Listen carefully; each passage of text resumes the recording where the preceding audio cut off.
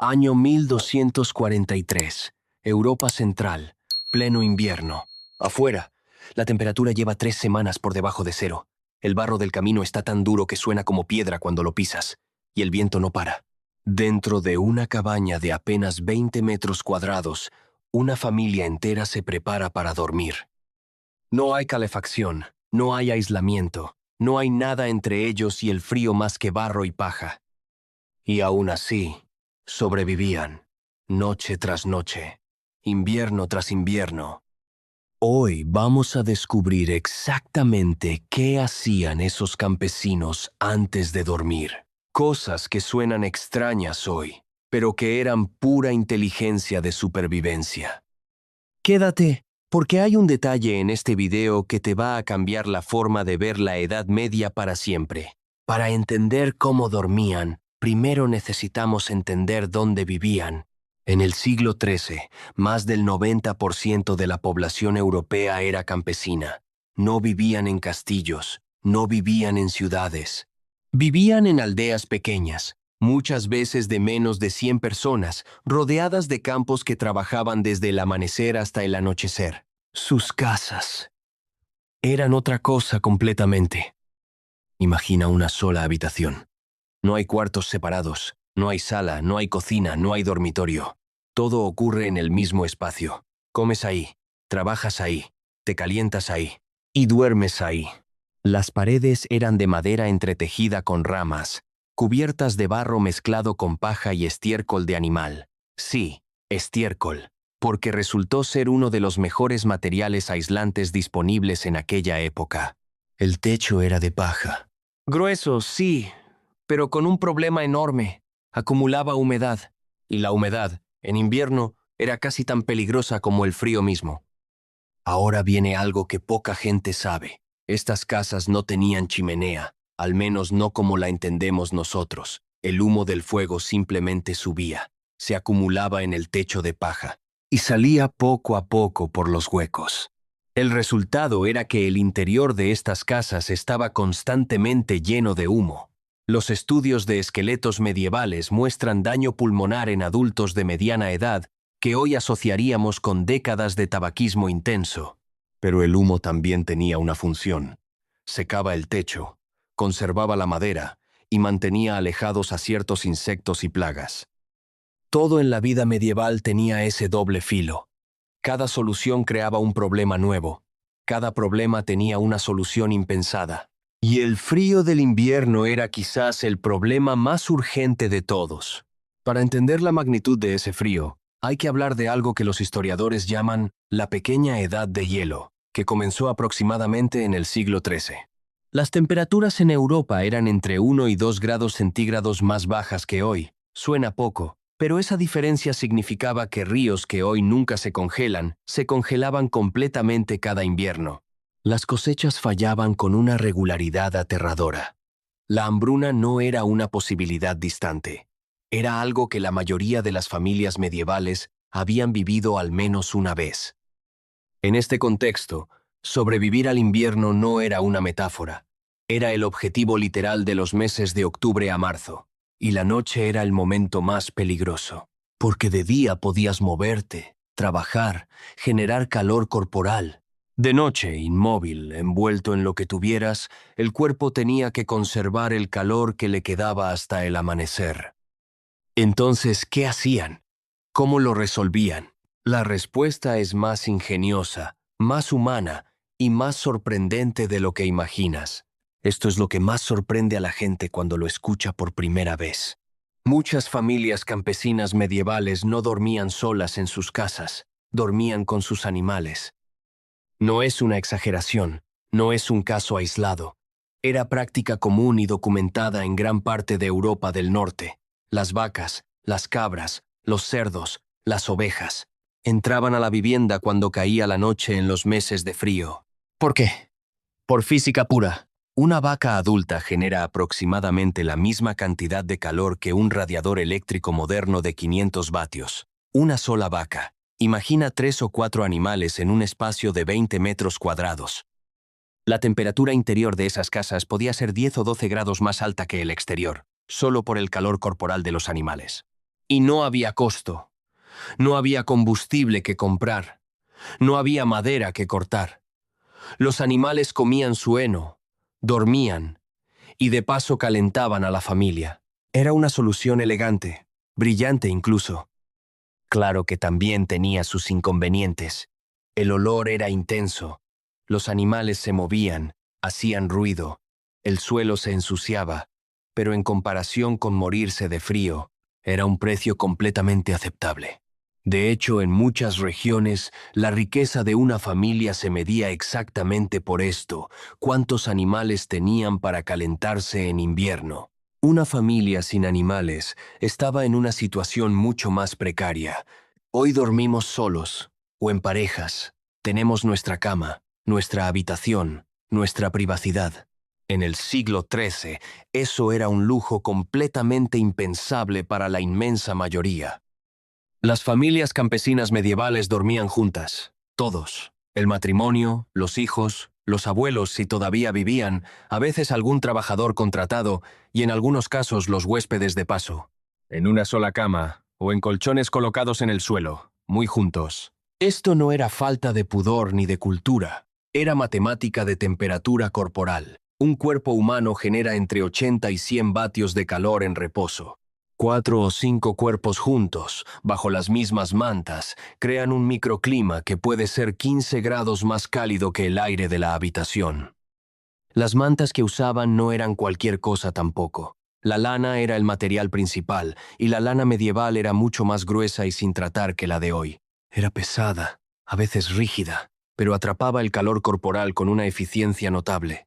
Las familias más pobres usaban lo que tuvieran: trapos, pieles de animal, heno cocido en bolsas de tela, lo que fuera para añadir una capa más entre el cuerpo y el frío. Hay algo profundamente humano en esto. Toda esa intimidad forzada por el frío, esa dependencia mutua para sobrevivir la noche, no era romántico, era duro e incómodo, pero también creaba vínculos que hoy es difícil imaginar. En el centro de cada cabaña medieval había un hogar. No una chimenea en la pared como en las películas. Un hogar en el suelo, en el centro de la habitación, rodeado de piedras. Y ese fuego no se apagaba. Mantener el fuego era una responsabilidad tan seria que en muchas comunidades medievales, apagar accidentalmente el fuego del hogar era considerado casi un delito. Porque encender fuego desde cero, sin mecheros, sin fósforos, con pedernal y eslabón, podía llevar media hora en buenas condiciones. En invierno, con las manos entumecidas, podía ser imposible. La técnica era enterrar las brasas bajo ceniza al acostarse. Las brasas podían mantenerse vivas bajo la ceniza durante 8 o 10 horas. Por la mañana, bastaba con soplar suavemente para que el fuego volviera. El tipo de madera importaba enormemente. La madera de roble, de haya, de olmo, generaba brasas que duraban mucho más que la madera de pino o de álamo. Las familias que tenían acceso a los bosques correctos tenían una ventaja real en invierno. ¿Y cuánto costaba mantener ese fuego encendido durante todo el invierno? Los historiadores calculan que una familia campesina media gastaba alrededor del 25 al 30% de sus ingresos anuales solo en leña. En los inviernos más duros esa cifra subía. El fuego no era un lujo, era el segundo gasto más importante después de la comida. Y aún así, ese fuego central tenía un límite. Calentaba el aire de la habitación, sí, pero el suelo seguía frío, las paredes seguían frías. Y cuando el fuego se reducía a brasas para la noche, el calor disminuía rápidamente. Por eso necesitaban más trucos. Este es uno de los que más me gusta, porque es tan simple que parece que nunca debimos haberlo olvidado. Antes de acostarse, los campesinos medievales colocaban piedras planas o ladrillos directamente en las brasas del hogar. Los dejaban ahí durante 1 o 2 horas. Luego los sacaban con cuidado, los envolvían en tela gruesa o cuero y los metían en la cama. Una piedra de tamaño mediano, bien calentada, podía mantener el calor durante 3 o 4 horas. La colocaban a los pies o contra el abdomen, que es donde el cuerpo pierde calor más rápido durante el sueño. Este truco no desapareció con la Edad Media. Los llamados calientacamas de piedra o de metal continuaron usándose en Europa rural hasta bien entrado el siglo XX. Mi abuela, y probablemente la tuya, todavía sabe de qué estamos hablando. Es tecnología de hace 700 años que funcionaba tan bien que tardó siglos en ser reemplazada. Esto sorprende a mucha gente. Los campesinos medievales no se desnudaban para dormir. Dormían con la misma ropa que llevaban durante el día, o con ropa interior gruesa hecha de lino o lana. Las clases más altas tenían camisones específicos para dormir, pero eso era un lujo. La lógica es impecable. Quitarse la ropa en invierno era perder una capa de aislamiento que había tardado todo el día en calentarse con el calor corporal. Además, si en mitad de la noche surgía una emergencia, un animal enfermo, un ruido extraño, un niño que lloraba fuera de la cama, estar vestido marcaba la diferencia entre actuar rápido y quedarse paralizado por el frío. Esta práctica también explica algo sobre la higiene medieval que a menudo se malinterpreta. No es que no se lavaran por suciedad o descuido, es que lavarse, en invierno, implicaba exponerse al frío y tardar horas en secarse. Era un riesgo real de enfermedad. La lógica medieval era diferente a la nuestra, pero no era irracional. Vamos a reconstruirlo, paso a paso. Una noche de enero, en una aldea del norte de Francia. El sol se ha puesto hace 2 horas. Fuera, la oscuridad es total, sin farolas, sin luz eléctrica en ninguna dirección, solo las estrellas y, si hay suerte, la luna. Dentro de la cabaña, la familia lleva un rato terminando la cena. No ha sido gran cosa. Un cuenco de potaje espeso, hecho de granos, nabos y algún trozo pequeño de tocino si los tiempos son buenos. Pan de centeno duro que hay que remojar para poder masticarlo. La única luz viene del fuego central y de 1 o 2 velas de cebo que huelen a grasa animal pero al menos permiten ver algo. La mujer revisa a los animales. La vaca está bien. Las 2 cabras también. Las mete dentro con una familiaridad de toda la vida. Es parte del ritual nocturno tanto como cerrar la puerta. El hombre saca del fuego las 2 piedras que lleva calentándose desde la cena. Las envuelve en trapos de lana gruesa y las lleva a la cama. Las coloca donde irán los pies de los niños. Los niños, 3 de ellos, entre 4 y 9 años, ya están medio dormidos. Han estado trabajando también, en la medida de sus fuerzas. La fatiga del trabajo físico hacía que dormir no fuera difícil. El matrimonio entierra las brasas bajo la ceniza con cuidado. Añaden un tronco grande que arderá lentamente toda la noche, apagan la última vela y se meten en la cama, con la ropa puesta, con las mantas encima, con los niños apretados entre ellos, con los animales a 1,5 metros, respirando pesadamente. No era cómodo, no era silencioso, no olía bien, pero funcionaba. Al amanecer, todos seguían vivos, y eso, en el invierno medieval, era lo que contaba. Aquí viene algo que me parece fascinante y que casi nadie conoce. En la Edad Media la gente no dormía 8 horas seguidas como intentamos hacer hoy. Dormían en 2 bloques separados, con un periodo de vigilia en medio. Se llamaba el primer sueño y el segundo sueño, y está documentado en textos medievales, en diarios, en cartas, en registros médicos de la época. El primer sueño comenzaba al anochecer, unas pocas horas después de que se pusiera el sol, y duraba 3 o 4 horas. Luego la gente se despertaba de forma natural. Permanecían despiertos durante 1 hora, a veces 2. Hablaban, oraban, revisaban los animales, hacían el amor, simplemente pensaban en la oscuridad. Luego volvían a dormir el segundo sueño, que duraba hasta el amanecer. Este patrón es tan natural para los humanos que cuando se pone a voluntarios en condiciones de oscuridad artificial durante semanas, sin relojes ni luz eléctrica, aproximadamente la mitad vuelven a este patrón de 2 sueños de forma espontánea. La idea de que debemos dormir 8 horas seguidas no es un hecho biológico. Es una construcción moderna, en parte creada por la revolución industrial, que necesitaba trabajadores que durmiesen en horarios fijos. Los campesinos medievales, sin saberlo, quizás dormían de una manera más cercana a lo que nuestro cuerpo realmente prefiere. Quiero que te detengas un momento aquí. Estamos hablando de personas que vivían con una fracción mínima de lo que nosotros consideramos básico, sin electricidad, sin agua corriente, sin médico disponible, sin supermercado, sin calefacción central, sin colchón de espuma con memoria. Y sin embargo, desarrollaron sistemas de supervivencia tan eficientes que en algunos casos no hemos mejorado mucho. Las piedras calientes para la cama, los animales como fuente de calor pasivo, el sueño en dos fases, la ropa que no se quita. ¿Cuántas de estas soluciones conocías antes de hoy? La historia tiene esta capacidad extraña de hacernos sentir simultáneamente afortunados y un poco humildes.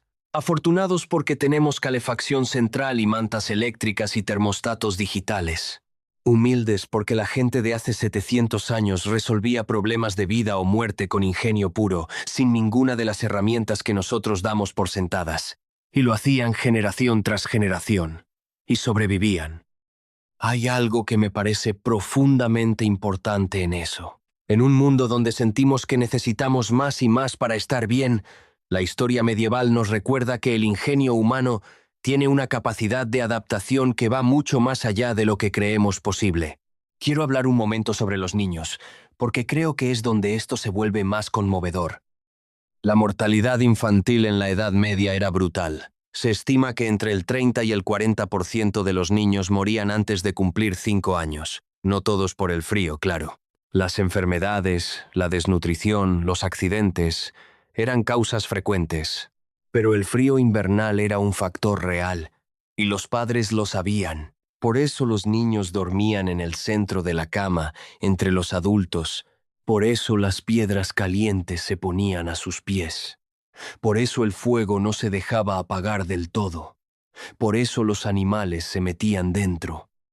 Todo el sistema de calor nocturno medieval estaba, en gran medida, diseñado para proteger a los más vulnerables. Esa es una de esas verdades históricas que conecta directamente con algo muy humano y muy atemporal. La preocupación de unos padres por sus hijos en una noche de invierno no ha cambiado en 700 años. Solo han cambiado los medios. Antes del cierre, quiero dejarte con 5 datos que probablemente nadie te ha contado. Primero, en algunas regiones de Europa, era costumbre que los vecinos rotaran para dormir juntos en la casa con más animales durante los inviernos más duros. Era una forma de compartir el calor y el riesgo. La comunidad entera como sistema de supervivencia. Segundo, el piso de las casas medievales no era de tierra suelta como se suele imaginar.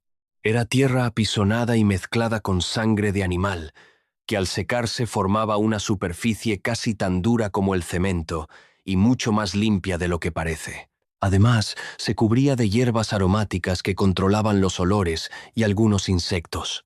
Tercero, las casas medievales más pobres no tenían ventanas.